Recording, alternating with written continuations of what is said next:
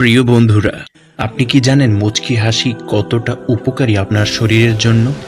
নবী করিম সাল্লাল্লাহু আলাইহি ওয়াসাল্লাম ইরশাদ করেন, কারোর সঙ্গে হাসি মুখে সাক্ষাৎ করাও সাদাকা। এটা মূলত মহব্বত ও প্রেম ভালোবাসা বৃদ্ধির বিশেষ উপায়। গালি যেরূপ একটি শব্দ এবং এর মধ্যস্থিত ঋণাত্মক বা নেগেটিভ শক্তি অন্যের বুকে আগুন লাগিয়ে দেয় এবং ওই আগুন মূলত বুকের মধ্যেই সৃষ্টি হয়। অনুরূপভাবে পবিত্রতা এবং মহব্বত একটি রশ্মি যা অন্তরে অবস্থান করে। মুচকি হাসি উক্ত রশ্মি এবং তরঙ্গের একটি অংশ। মুচকি হাসি থেকে পজিটিভ রশ্মি হয়। উক্ত রশ্মি বক্ষ প্রাণের শীতলতার কারণ হয় এবং মানুষ খুশি ও আনন্দিত হয়। প্রসিদ্ধ মনোবিজ্ঞানী বলেন, আচার ব্যবহারের মূল ভিত্তি হিসেবে স্মিত হাসি বা মুচকি হাসির কথা উল্লেখ করা হয়। যেখানে মুচকি হাসি আছে সেখানে সৌজন্যমূলক আচার ব্যবহার বিদ্যমান। আর যখন এই হাসি খতম হয়ে গেল তখন মহব্বত, সম্প্রীতি, সৌহার্দ্য, মানবতা, সহমর্মিতার প্রভাব আপনা আপনি শেষ হয়ে যায়। মুচকি হাসির তরঙ্গ বা ঢেউ অন্যের অন্তরে মহব্বত এবং সহমর্মিতার ভাব সৃষ্টি করে। সকাল সকাল দ্রুত কাজ শুরু করলে কতটা উপকার আপনি কি জানেন? নবী করিম সাল্লাল্লাহু আলাইহি ওয়াসাল্লামের পক্ষ হতে সকাল সকাল দ্রুত কাজ করার এবং কাজ শুরু করার নির্দেশ পাওয়া যায়।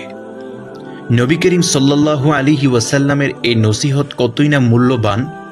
এটা জাতির উন্নতির গোপন তত্ত্ব। যে জাতি এই গোপন তত্ত্বের সন্ধান পেয়েছে সে জাতি সফল হাকিম হতে পেরেছে। প্রিয় বন্ধুরা, ইউলিয়াম ছিলেন একজন অত্যন্ত বিজ্ঞ অর্থনীতিবিদ। তিনি নিজ অভিজ্ঞতার আলোকে বলেন, জাপান এবং জার্মানির উন্নতির চাবিকাঠি হল পরিশ্রম, আন্তরিকতা এবং খুব সকাল সকাল দ্রুত কাজ শুরু করা এবং রাত্র পর্যন্ত একটানা কাজ করে যাওয়া। আমি মানুষের ব্যক্তিগত জীবন নিয়ে গভীরভাবে পর্যবেক্ষণ করে দেখেছি, যেসব লোক সকাল হতেই কাজ শুরু করে এবং ব্যবসা বাণিজ্য ইত্যাদি ক্ষেত্রে সকাল সকাল পা বাড়ায়, তারা সারাদিন তরু তাজা ও আনন্দিত থাকে। আর এ সকল লোক সময়ের দ্রুতগতিতার সঙ্গে তাল মিলিয়ে চলতে সক্ষম হয়। যে সকল লোক এভাবে না চলে, বিপরীতভাবে জীবন যাপন করে, তারা নিজে তো সফল হয়ই না, অন্যকেও সফলতার দ্বারে পৌঁছাতে দেয় না। এখন যদি আমরাও সফলতার উক্ত পন্থা অবলম্বন করি তাহলে অন্যান্য জাতির পশ্চাতে কখনো পড়ে থাকব না। রাত্রে আগে ভাগে শয়ন করা এবং সকাল সকাল ঘুম থেকে ওঠার গুরুত্ব এবং ফায়দা অস্বীকার করা যায় না। সকল চিকিৎসক এবং স্বাস্থ্য বিশেষজ্ঞ এই বিষয়টির উপর গুরুত্ব দিয়ে থাকেন। প্রসিদ্ধ একটি প্রবাদ আছে, early to bed and early to rise make a man healthy and wealthy and wise. অর্থাৎ রাত্রে দ্রুত ঘুমিয়ে যাওয়া এবং প্রত্যুষে জেগে ওঠা মানুষকে স্বাস্থ্যবান, সম্পদশালী ও জ্ঞানী করে। ইসলাম ধর্মের সকল মুসলমানের উপর 5 ওয়াক্ত নামাজ সময় মতো আদায় করা ফরজ। তন্মধ্যে 3টি ওয়াক্ত তো দিবসের কাজের ব্যস্ততার মধ্যে এসে থাকে। একটি ঘুমানোর পূর্বে ও 1 ওয়াক্ত সকাল হতে আসে। রাত্রি এবং সকালের নামাজকে সর্বাপেক্ষা অধিক গুরুত্ব দেওয়া হয়েছে। তৎসঙ্গে প্রত্যেক ওয়াক্তের শুরুতে নামাজ আদায় করাও আদেশ এসেছে। এশা এবং ঘুমানোর পূর্বে নামাজ সম্পর্কে নির্দেশ এসেছে। নামাজ আদায় করার পরপরই ঘুমিয়ে যাবে এবং অযথা সময় নষ্ট করবে না। আর সকাল হওয়া মাত্র ঘুমের বিছানা ছেড়ে উঠে যাওয়া উচিত। এই 2 নামাজের কত গুরুত্ব নবীজির কথা থেকেই অনুমান করা যায়। মহানবী সাল্লাল্লাহু আলাইহি ওয়াসাল্লাম সকল মানুষের মধ্যে দয়াশীল হওয়া সত্ত্বেও তিনি ফজর ও এশার নামাজের ব্যাপারে বলতেন, হে লোক সকল, আমার মন চায় তোমরা তো নামাজ পড়ো, আর আমি জঙ্গলে গিয়ে শুকনা লাকড়ি এনে ওই সকল লোকদের বাড়িঘর জ্বালিয়ে দিই যারা রাতে এশার নামাজের জামাতে আসে না আর সকালের নামাজের সময় বিছানায় ঘুমিয়ে থাকে।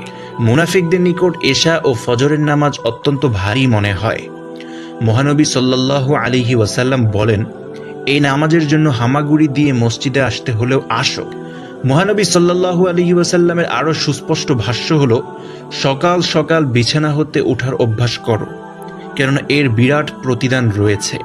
মহানবী সাল্লাল্লাহু আলাইহি ওয়াসাল্লাম তার মৃত্যুসজ্জায় নিজের বিশিষ্ট সাহাবী হযরত আবু হুরায়রা রাদিয়াল্লাহু তাআলা আনহুকে যে 3টি বিশেষ নসিহত করেছিলেন তার মধ্যে এটা ছিল, সারা রাত ইবাদত বন্দিগির মধ্যে অতিবাহিত করলেও ঘুম থেকে জেগে সকালের নামাজ, ফজরের নামাজ পড়ে নিও। আরও বলেছেন, ফজরের নামাজ এমন সময় পড়ে নিবে যখন তারকারাজিতে তখনও আলো বাকি থাকে, অর্থাৎ একটু অন্ধকার থাকতে। উল্লেখ্য যে মহানবী সাল্লাল্লাহু আলাইহি ওয়াসাল্লামের যুগে মহিলাগণ ফজরের নামাজ আদায় আনতে বাড়ি ফিরে আসতো, তবু চেনা যেত না, কারণ তখনও যথেষ্ট অন্ধকার বাকি থাকত। ইসলামের ভিত্তি স্থাপনকারী মহানবী সাল্লাল্লাহু আলাইহি ওয়াসাল্লাম প্রত্যেক নামাজ নির্দিষ্ট সময়ের প্রারম্ভে আদায় করতে বলেছেন।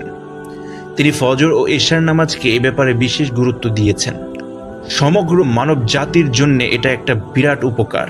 আমরা সকাল সকাল বিছানা থেকে জাগ্রত হয়ে স্বাস্থ্যগত দিক থেকে অনেক লাভবান হয়েছি। সুতরাং বন্ধুরা, সকাল সকাল ঘুম থেকে ওঠার চেষ্টা করুন এবং রাত্রে আগে ভাগে শুয়ে পড়ুন। আপনার জীবনটা সুখী করে দিবে মহান আল্লাহ তাআলা। ধন্যবাদ এতক্ষণ আমাদেরকে শোনার জন্য। হাজির হব আরেকটি কোনো ভিডিও নিয়ে। ততক্ষণ ভালো থাকবেন এবং সুস্থ থাকবেন। আসসালামু আলাইকুম।